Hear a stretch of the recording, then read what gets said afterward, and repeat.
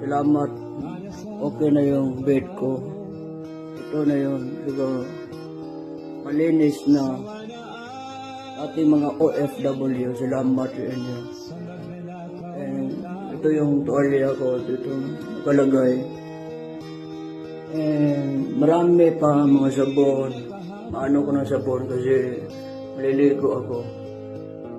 Baso ko pang kape. Importante yun. Shower. Nagsasabi sa akin na nagbabas, wag namang ganyan.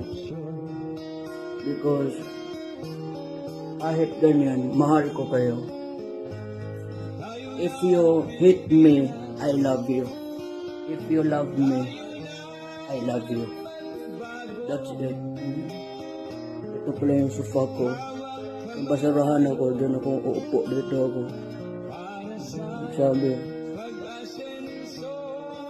pero kompleto naman lahat.